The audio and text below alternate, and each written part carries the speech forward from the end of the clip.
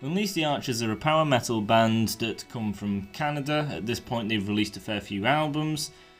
I jumped in on the previous album, which I think released in 2019, that went by the name of Apex. It was a concept album about an immortal being that is tied to whoever awakens him. So unless he's awakened, he just kind of slumbers in this mountain.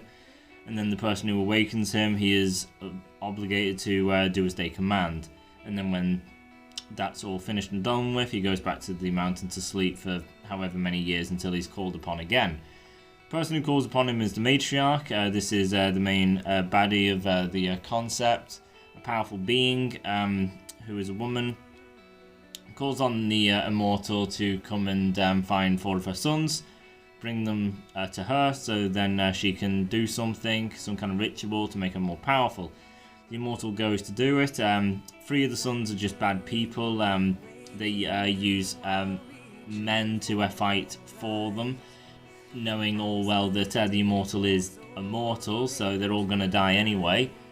So they risk all them lives to save their own. They lie, they use deceit to try and do anything to thwart the immortal.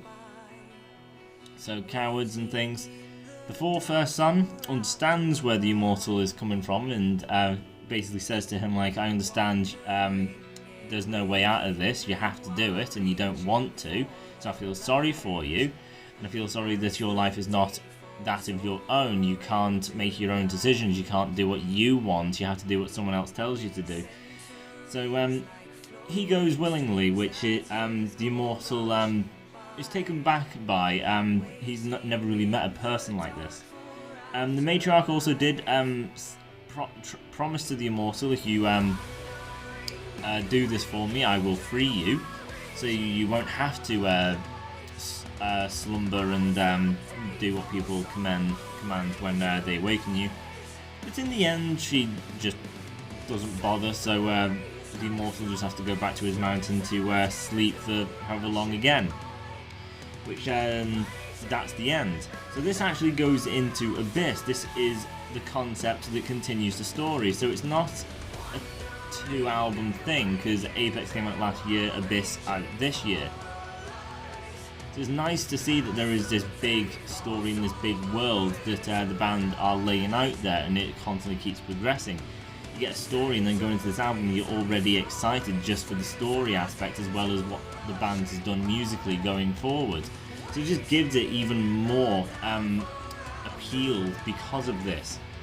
Now, power metal for me personally, I really dislike, because it's usually about knights and slaying dragons and castles and dungeons, and the lines can be incredibly cheesy. So I kind of despise it. Most power metal bands, it's all that same style, all the same lyric stuff, so nothing really deep, nothing really that thoughtful, nothing unique. It's just very bland and cheesy and childish, which I really, really hate. They have a kind of tone and sound to them as well, which kind of persists through power metal, which again gets bland. There's no creativity or identity with power metal, for the most part at least. I know it doesn't reflect on every single power metal band, I'm aware of that. I'm just on about basically most of them, it is that way. And that is kind of what Unleash the Archers were like to begin with. The few albums they did before Apex, I wasn't really keen. Britney didn't sound as good as she did in Apex. Mostly because Britney came across these effects that she can do, which is basically layering her voice. So she'll sing a passage through multiple times at different pitches, and then layer them on top of each other, which gives her this really powerful voice, which she calls like Britney choir or something. I kind of call it the choir that slays, as in Britney slays. So that improved her voice dramatically, as well as basically I think she just basically did improve the more she went forward. Production was a bit crap on the previous albums, and it was that typical cheesy power metal stuff, as for Apex had that interesting concept about it to break the monotony of power metal. Also, they have a very modern sound to them. So there's a lot of modern heavy metal to them, as well as the 80s kind of power metal thing, as well as some kind of death metal inspired parts. They have screams, not a lot. I despise screamo as well.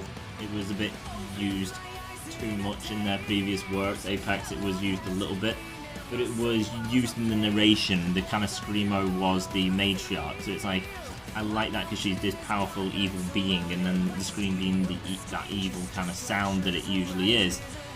I kind of appreciated it because they used it for a purpose instead of I'm just screaming because why not, and here's a love song so I'm going to scream how I love someone in their face. It just makes no sense. Here it does. So going forward with Abyss, I was looking forward because Britney, for one, is a phenomenal singer, and two, the concept was quite interesting, so I am interested to see where the story goes from here.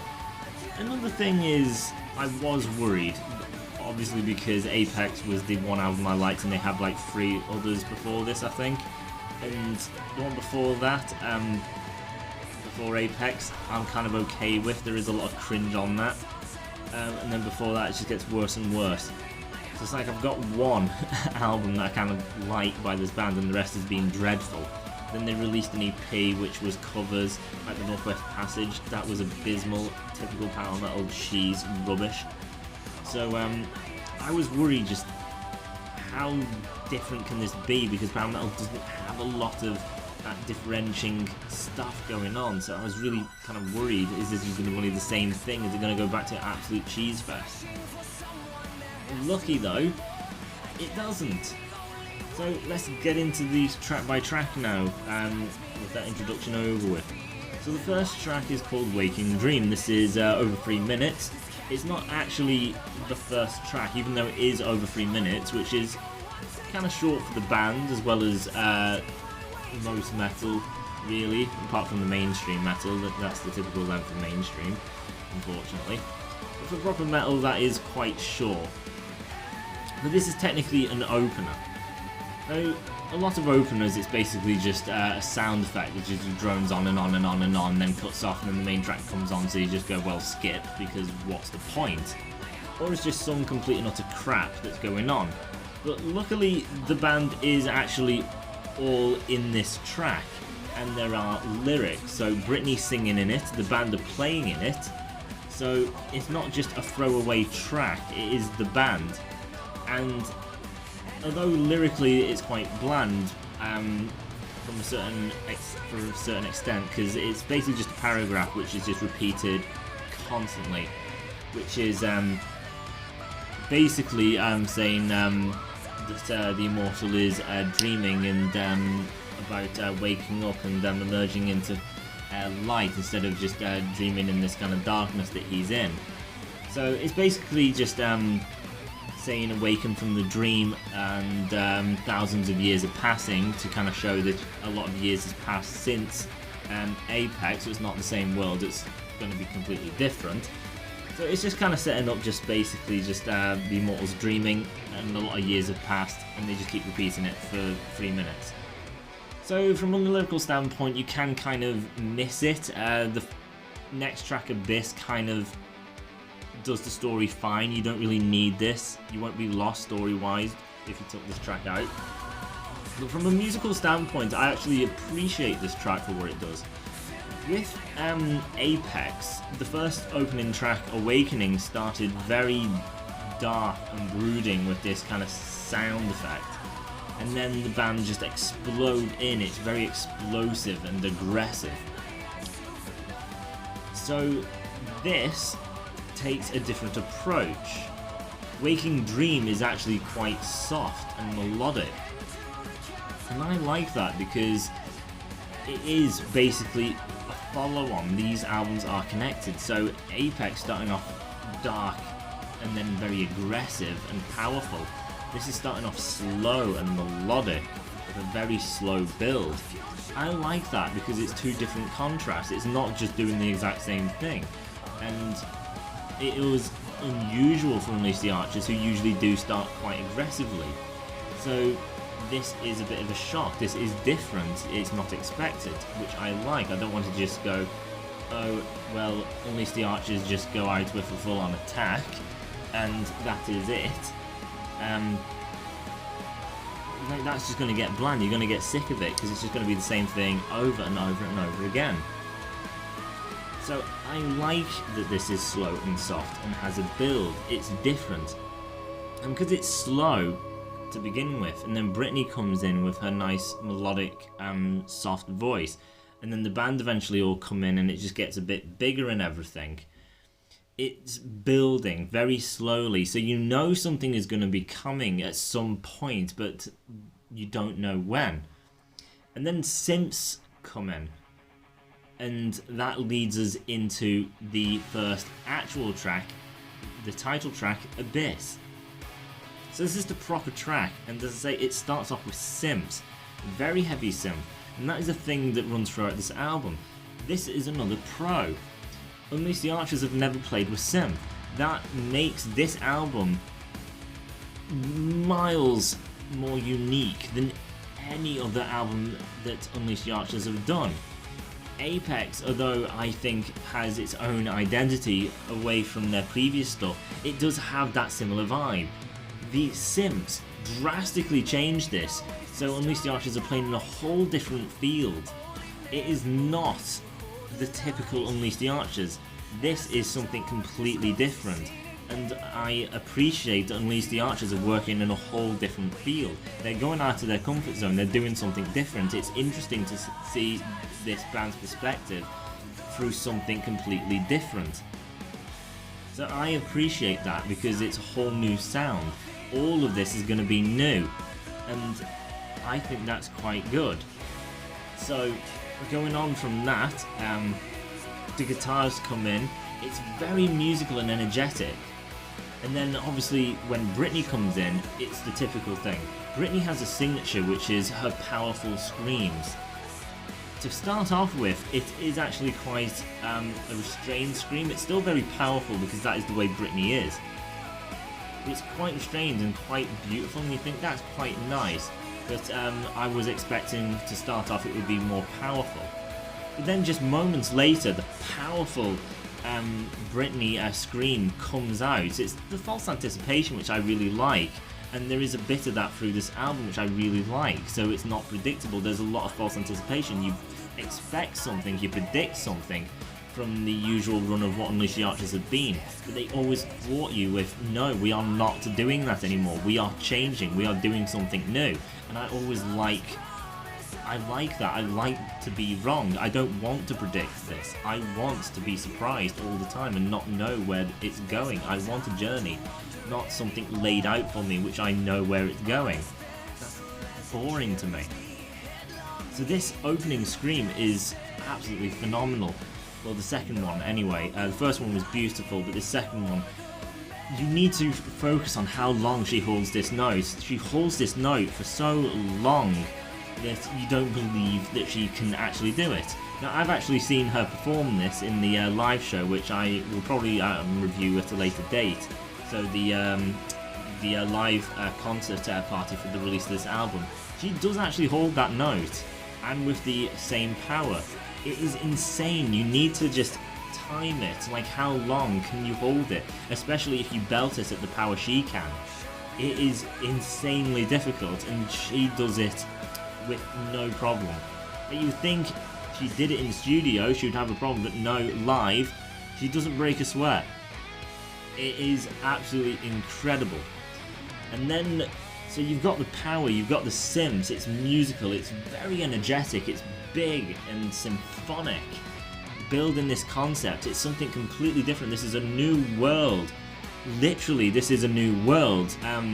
This is now a sci-fi in a space realm, so musically it is a new world, and it's a new world and atmosphere for Unleash the Archers. We're going through this concept of the Immortal. We are going from his perspective, and this is a whole new world for the Immortal. He has to get used to everything, and I find that interesting because it's the same way for Unleash the Archers. This is new to them. They have to explore this new kind of dimension and realm that the band has now got themselves in. Same with the Immortal. When he wakes up, he's in a new realm. It's a lot of unknown. It's magical, but it's yet scary. And that would be the same with the band. Would this work? Would this be effective? Could they pull this off? I like that is kind of the same thing. The band is in the same realm as the Immortal from a story standpoint in this aspect. I just think that is quite interesting and really cool to think about. But before Britney really gets into the vocals, you get gang vocals going, hey, hey, hey, really powerful, really aggressive, and it's pumping up the energy because it's coming, you know it's coming. This build up from the first track into the synths, the screams from Britney, the gang haze, really intense, going at it, the pounding drums. Like, it's coming in, it's been building to this point, this is it, it's coming, it's beginning, and then Britney comes in with the verse. Sounding incredible as per usual. Now, the story point from the track Abyss is kind of similar to Awakening. He's woken up, thousands of years have passed. The mountain that he slumbered in has disappeared. He doesn't know the world around him, everything is new and different to him. So he sees that he's in stars, there's nothing really around him, these beams come up from the ground. So he's basically in space, kind of. So it is just really, really new. It's quite special because it's beautiful and it's just nice to kind of see. But it has got that scary notion to it because it is unknown. He doesn't know anything anymore of where he is, and he doesn't have the comfort of the mountain that he sleeps in, which is his home. It is gone now, so he's got nothing. It was the one thing he had, now it's gone. So he's not got the safety of the mountain. So this is all Abyss is basically he's awakened, who has called me this time, and that is for the most part kind of it. So it's kind of like Awakening from a story standpoint. But yeah, the chorus is catchy, Britney is powerful, the bridge section, she belts out more power, the solos, they're actually dual solos, so played by both the guitarists. Insanely fast, really fast paced, good length to it. It's a very powerful track. People seem to be complaining that this album is very melodic.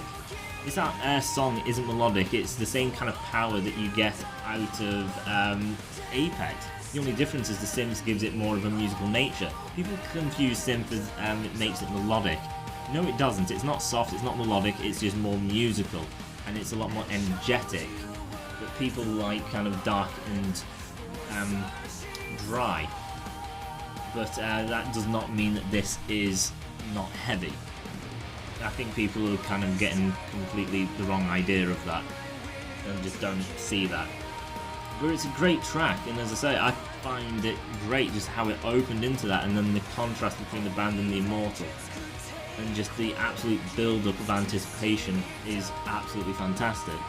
So going into the next track, Through Stars, this starts kind of clean actually, not powerful at all.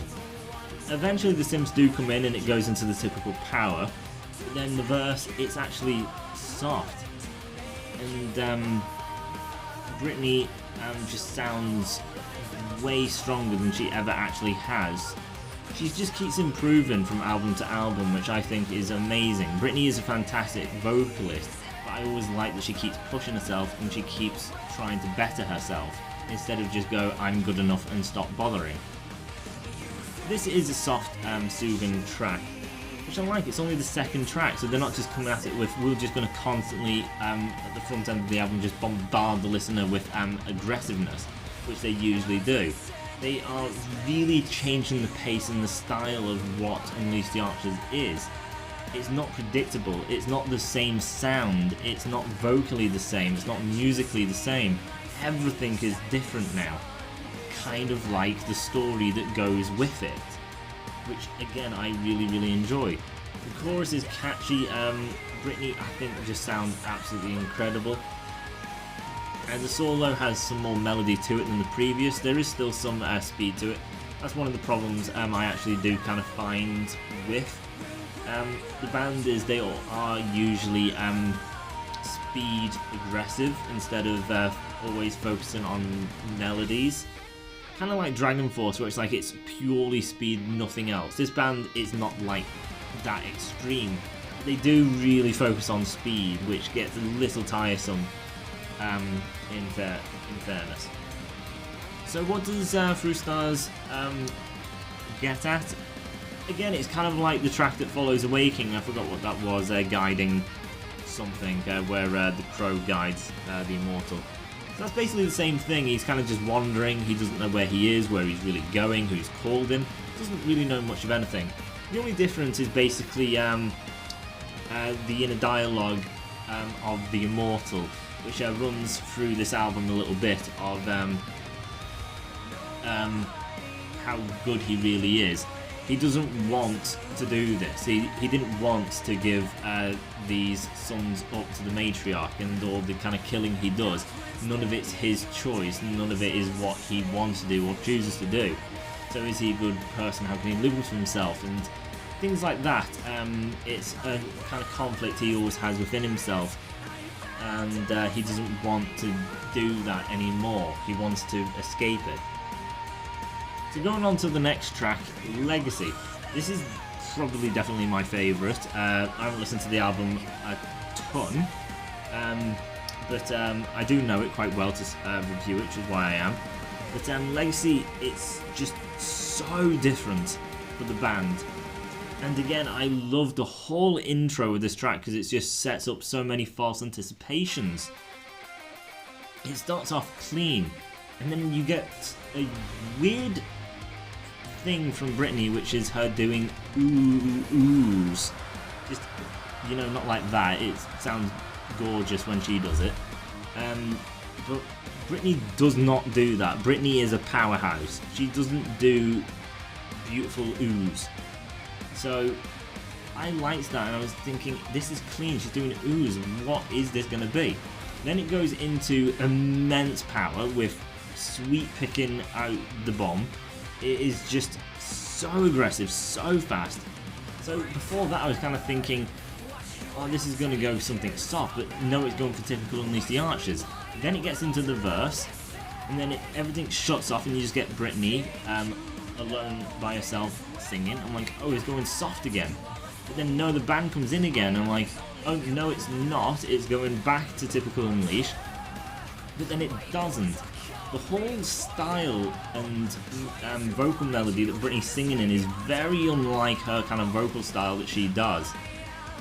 And it's not very aggressive, it's not powerful. There is power and heaviness to the song, but she's got way more melody to her than just going for sheer power. And she holds on certain words and has them trail off elegantly. Instead of just going for, if she holds on a word, she belts it. It's no, she holds and then she lets it fade naturally, very softly. It's very different vocal performance than she has ever done before. So it's like, this isn't typical Unleash. This is very different. And then when you get the chorus of this song, dear Christ, is it beautiful. Britney has the nickname Britney Slays, because probably she slays every track. She absolutely kills it. In Legacy, I think it's not Britney slaying or killing it. This is Britney just being absolutely beautiful. Britney has never sung like this, ever. This is very different from her, and I think I can tell that from when I watched her do the live performance. It definitely looked like she was trying here, because she's not in the realm that she has been for all these years of Unleash the Archers. This is very different for her from a performing way, just the way she uses and utilizes the voice, the melodies, how she trails the voice off. She doesn't do this kind of singing way. So the chorus, she's just very soft with her voice, just letting everything trail, and it's soothing. It's like a warm blanket just over the instruments. It's just incredible just hearing her voice from this different standpoint. The bridge section, she again goes back to kind of Britney, where she belts out power. It's still got it's not going pure power, it's still got a beauty to it, but it's definitely a bit more powerful. The solo going something a bit more kind of musical, but still upbeat with, speed to it, unfortunately. But it's got good length to it. It is very fast and technical, so talent there. Again, I just would like more variety to it.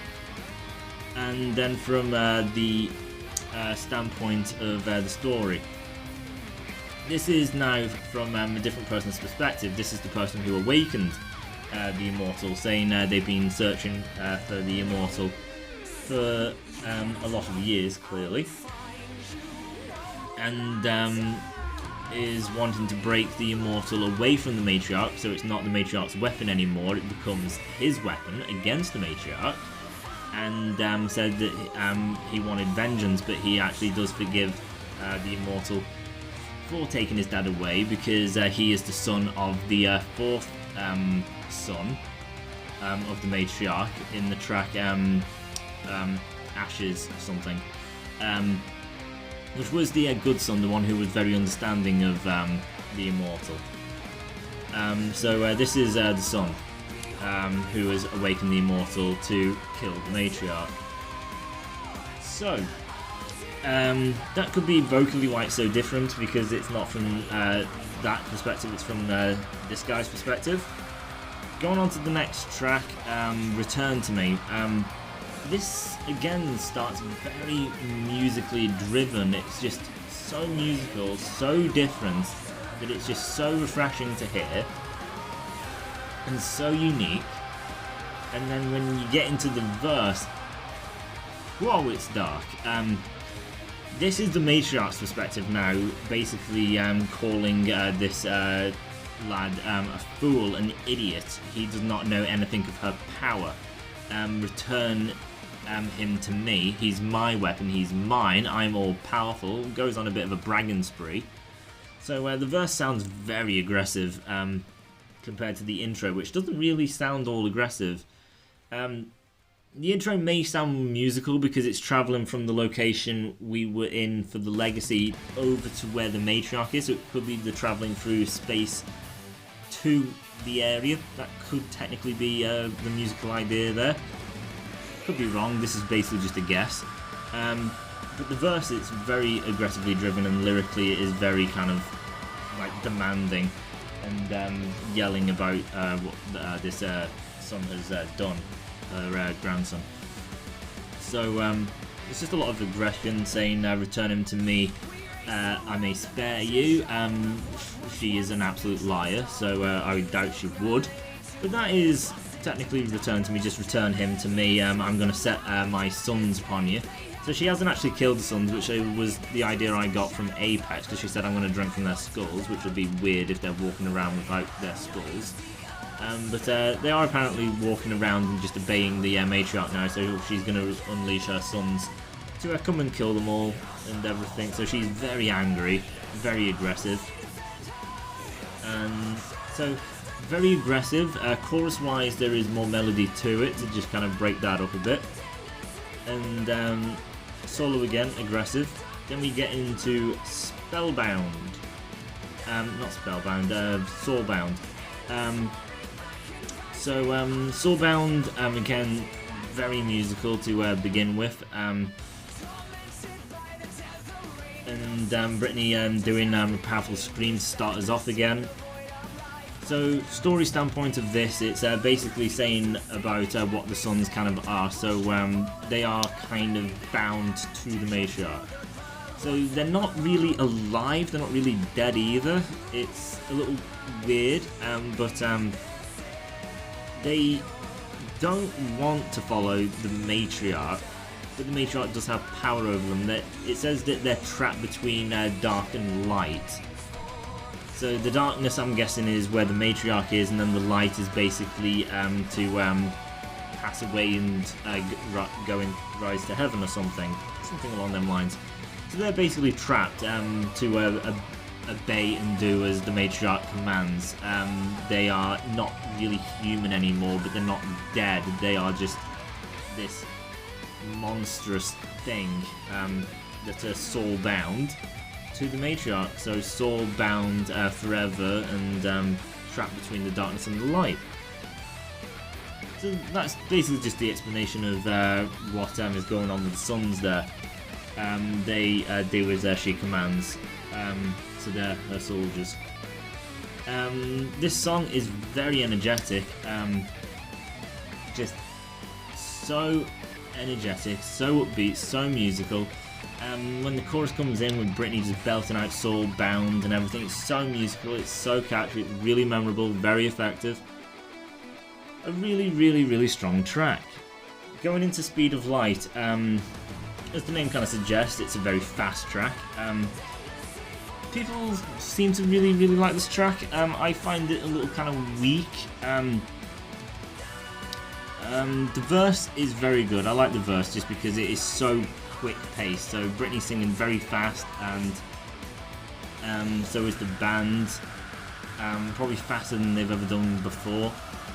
So again, the album has a lot more variety to it, as well as just having so much more variety than their previous releases.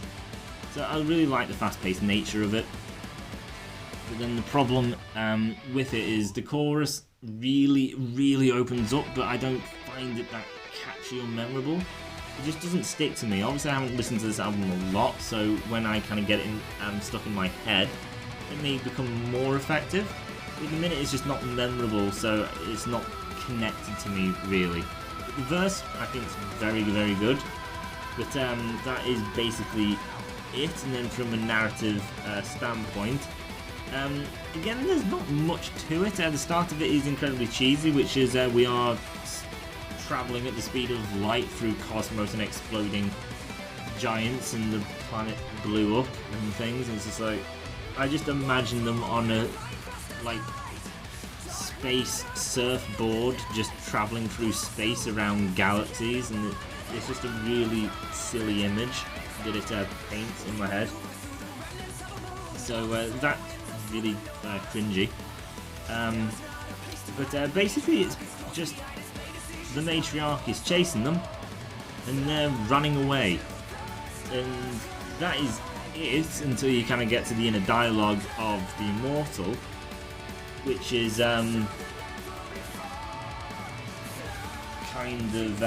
he doesn't want to do this anymore, and he isn't going to obey anymore. He's going to do what he wants. He isn't going to listen anymore. He'll do what he wants. He'll make his own choices. Oh, and another thing I forgot to say in Soulbound in the end, the Immortal is kind of saying he's going to free them from these chains and everything. But who is he to do this when he is a slave himself who is also in chains, and he is also the one who put them in this situation? So what kind of saviour is he? So this is, as I say, a kind of thing that goes through the album. There is a lot of inner conflict with the Immortal, which is kind of good. Unfortunately, the album does go at a very fast pace.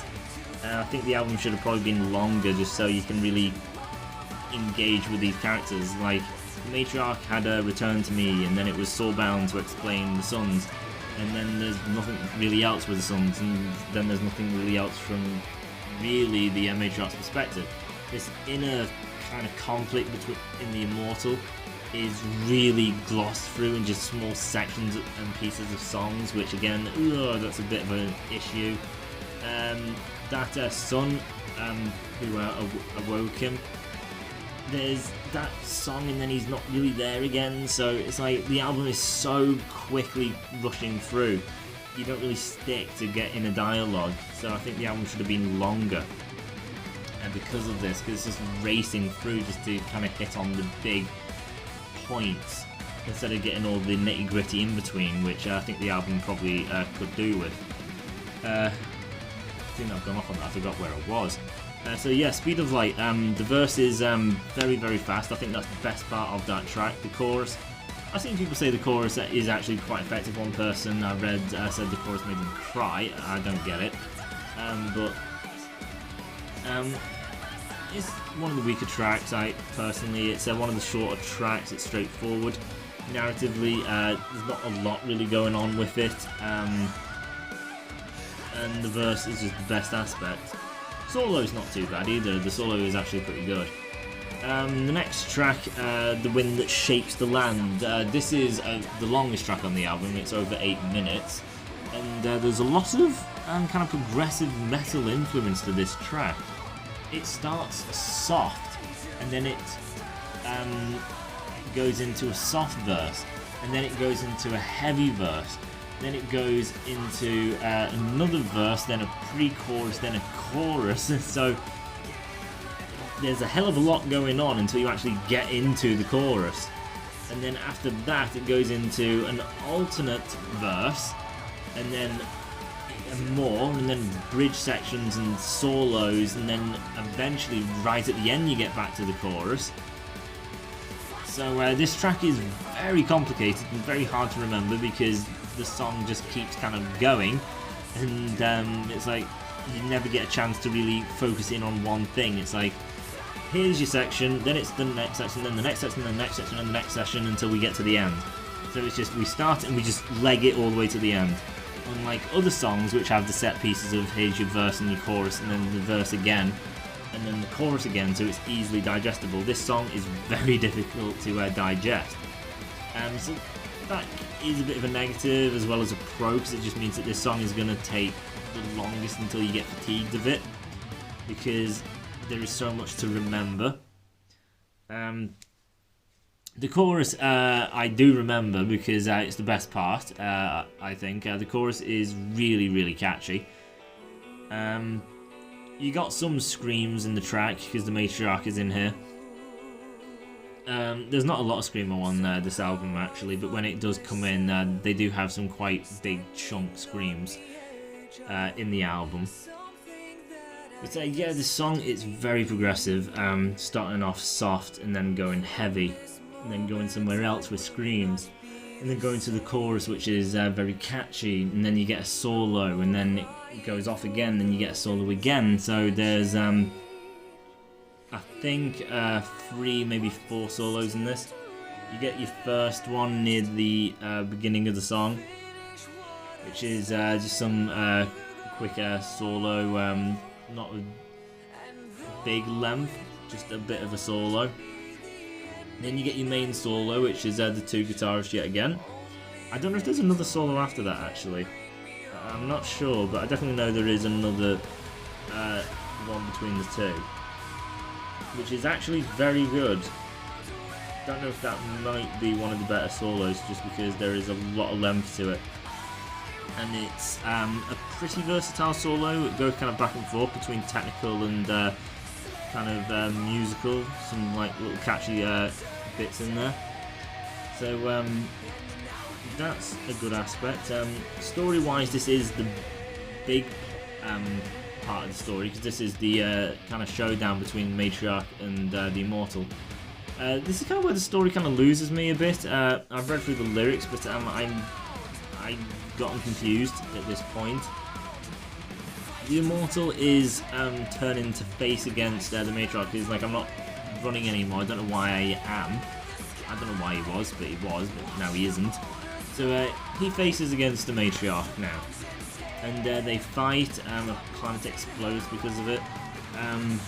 So it's a big epic fight, and then she creates this massive storm. She's at the pinnacle. He goes after her, and then says there's a light inside him that he kind of sees, and then when he sees that light inside of him, he knows what he has to do. So then he flies and destroys the light inside of him, and then the matriarch's eyes go black and she dies, which sounds weird to me. This is the thing I just don't understand. What light?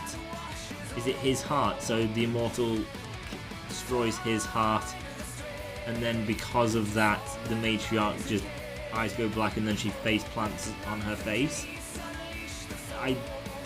That just sounds silly. Like, oh, there's an epic war, and then it's just the immortal goes, I extinguish my light, and then the matriarch's just like, oh dear, and then, you know, face palms into the ground. It's just a funny image that just keeps popping up, because that's the way it seems to me that it's laid out. So this is the thing I don't understand. I don't know what light he's on about, but he destroys his light, and it seems to destroy the matriarch. And that's basically the story. It's just the epic fight. He is going to fight the matriarch. He extinguishes his light, which destroys her. The only thing I can explain is basically her power came from the immortal, because she summoned the immortal.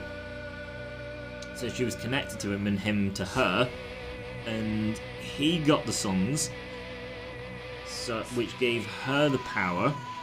So if he took his power out, then that destroys all her power. So she dies. I think. I don't know. That might be one way. I know people in the comment section who do know it are going to then reply, actually it's this, you're an idiot. But no. I've got other concepts, but some things, you know, can just go over people's head. It doesn't make them an idiot. Yeah, that's that track. It's the biggest, most epic one really on the album. Next one of that is what's it called? Something Fire, Take the Fire or something. This is probably the most melodic. Yeah, it is the most melodic on the album. I really like this track. I think some people have a problem with it because they just see Unleash the Archers as I just want it to be heavy. I don't like melody. I don't like softness. I just want the same thing. I want Apex, wah wah wah, and they try like windbags, which is really, really sad that you got people like that. But oh well. So again, I just kind of like this just because the album has had big symphonic elements to it. It's nice to kind of put the brakes on a bit and just get a new perspective and just hear a new side of the band. And people keep going on about how brilliant Britney is as a vocalist. How great can she be if this is the only style she does and she's incapable of anything else? So it's nice to know that she's capable, as well as the rest of the band are capable, of doing a softer song. So I appreciate that. Also, you get a male vocalist that is the voice of the fourth son. I don't know if it is the fourth son, just because it sounds the same, or if it's supposed to be his son, who summoned the immortal. From a story standpoint, I think it's the son, because again, I'm confused with the song as well. One of them are dying. The sun's dying, maybe, I have no idea, or the immortal's dying, which would make sense because he destroyed his light, but then it's like I passed the torch and you were the strength all along. How can I do this when you were my strength? So I think maybe the immortal's passing the torch, but I think it's the male who sings that part saying I passed the torch. And the immortal says, how can I do this, you with the strength? But then that doesn't make any sense. Because how was the sun the strength?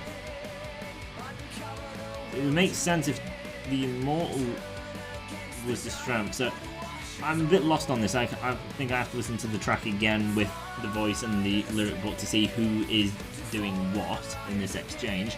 But someone's passing a torch, and one of them was strength, and the other one wasn't. But it's the passing of a torch. The immortal doesn't die, I think, though, because of the next track, but again, I don't even know that. I'll have to get into that. But anyway, with this track, I just like that it's soft. There is the duet between Britney and the male vocalist, and then the second verse is pretty much the whole thing is the male vocalist. People will probably say, oh, how can he stand next to Britney? But he's actually very, very good. Like, he has a great voice. He's no powerhouse of Britney, although this isn't really a song for a powerhouse, so who knows how powerful he is. But he is absolutely fantastic, and it's just great to hear a new voice, just get that different kind of flavour thrown in there. So I really like it, and I think both voices work very well together, and the solo again is very nice. So going into the track Afterlife, the final track. This again is very different from the rest of the album because this is the only one that kind of has orchestration to it as well as an actual flute section, which is just incredible. Again, I don't think Unleash the Archers have had this ever in their career, and then they have it just in the one track of Abyss. I don't know why I couldn't pronounce that. It's late, so I'm tired. So again, I just kind of like just how each track of Abyss is so different and unique from what they've done, as well as unique and varied between songs. And they just keep changing everything up. Like, we're not just doing the same thing, we're doing something different, and then in every track we're going to sound different. Like, so much work went into this, which I just think is absolutely incredible and just a great job for the band. So yeah, it's great to hear him with the orchestra and then the kind of flute coming in just to get that nice instrument. Obviously everything kind of cuts out, so it's just kind of like the flute there. It's just really warm, just really beautiful. It's a nice little section, and then after that it just immediately kind of goes into Unleash the Archers, you know, doing the kind of belt-out powerhouse thing. It is nice just to get that one little kind of section of just ease and laid-backness of the flute, which is just this angelic thing. Which, with it being Afterlife, I think the flute probably does give that kind of heavenly kind of sound to it. So, good instrument choice probably from that standpoint. But this is the thing, I don't think the Immortal's dead, because lyrically he keeps going on about how he's free. So I'm guessing in the previous track the sun saved him and is like, yes, you are now free. He's like, I am free, I'm free to do what I want, I'm free to be who I want to be, I'm my own person. Near the end you actually get some interesting things which could actually be the sequel, where the Immortal is kind of saying, I can seek revenge of all the people who have actually wronged me and used me, I guess.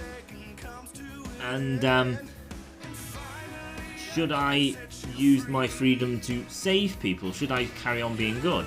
Or should I use my freedom and my immense power to rule? Because I can. I could rule everyone. I can be the powerful being, like the Matriarch. I can rule everything. I can be all powerful. Who the hell's gonna stop me? I can do this. Instead of being the slave to everyone and being used by everyone, I can enslave everyone and be their ruler. Or maybe I should just save everyone and still be a great guy. It's like, I wonder if this is leading somewhere. So, I don't think he's dead, even though it says Afterlife.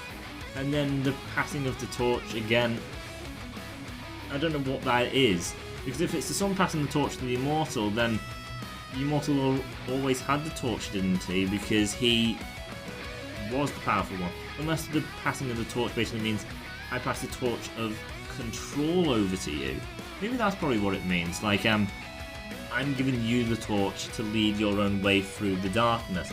And you are now your own light. Something, you know, deep or something about that. That might have been what it was. Like, you were always my light. It is quite confusing. Hopefully Brittany explains this. So, like, she did do a track-by-track run through on YouTube of explaining Apex. So hopefully she does that again. That would be very welcome, very nice of her, and I'd appreciate it if she did. Because even if you do fully understand it, it's always nice to get the songwriters, you know, perspective, because they can kind of elevate something or give more detail on something that isn't in the lyrics. Like, she can expand the world that little bit more with certain things. So it would definitely be nice to hear it from her perspective. But yeah, Afterlife, he's free. He goes off on his own. Goodness knows what life is his. And as I say, near the end, it is basically, do I do my own thing? Do I do a good thing, or do I rule? Which, as I said, could lead to a third sequel, which would be really, really good. Like, it would be a shame for Brittany to kind of put an end to this. Because I think this is a really big thing that works for Unleash the Archers, if every album, it's just this world that they just keep going with. I just think that would be great. It would make it hard to listen to newcomers, because from Story's perspective, they would be so out of date. But I think it's very effective. It would be nice to just kind of see, with the Immortal having his own freedom, what he would do with that freedom. Is he now going to become the bad guy, and we're going to need to have someone else? Maybe the conclusion of the overall narrative is, with power comes corruption. No one is good with absolute power. That could be an interesting thought, because there is some truth to that, in my opinion anyway. So that's basically the album. Very symphonic end with the orchestration and the flutes and everything. So that is the album. Abyss. It is absolutely fantastic.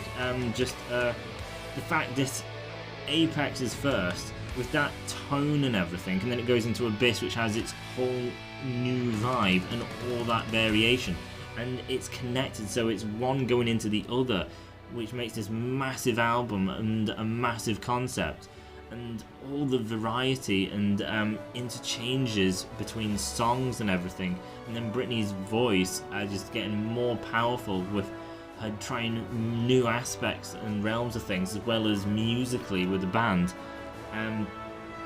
It just heightens everything. It makes Apex more heightened because it's connected to this world, which makes Apex even better, and then Abyss more better because it comes off of Apex.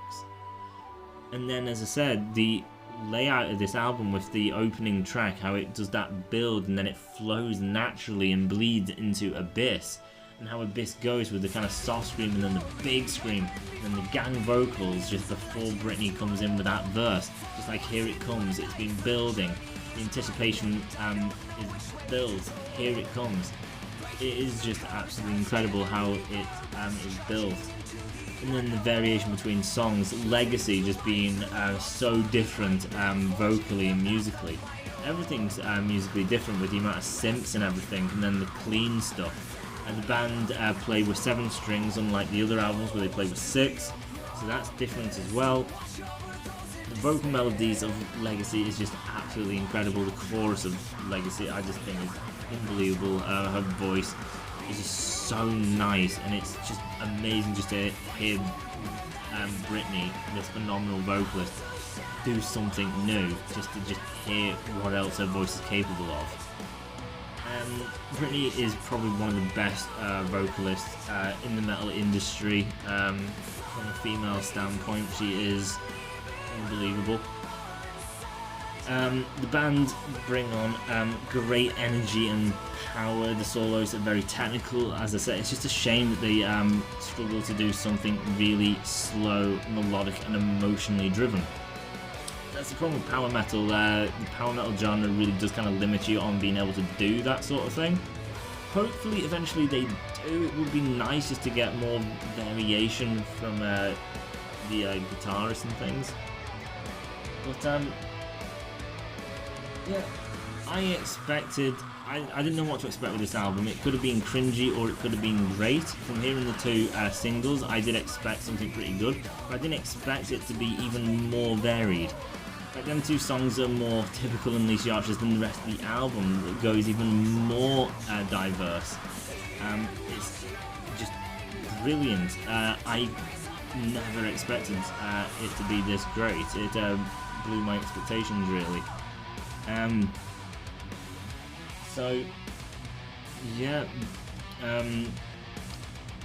musically it just kept going. It tried new aspects. It's so varied.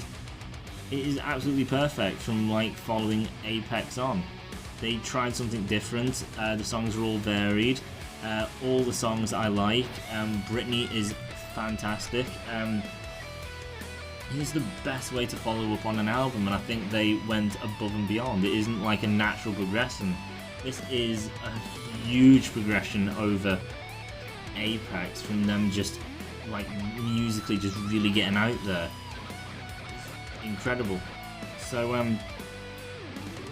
yeah, is it a perfect album? Nothing's really perfect, but for Unleash the Archers following Apex, this is as near as good as they could have probably done. So I'm going to give it a 9.5. This is amazing. Absolute amazing album. It's not one of these masterpieces that I think will stand the test of time like Iron Maiden, Number of the Beast or anything. But it is an absolute huge standpoint for Unleash the Archers. It is an amazing, epic album. So that's it from me.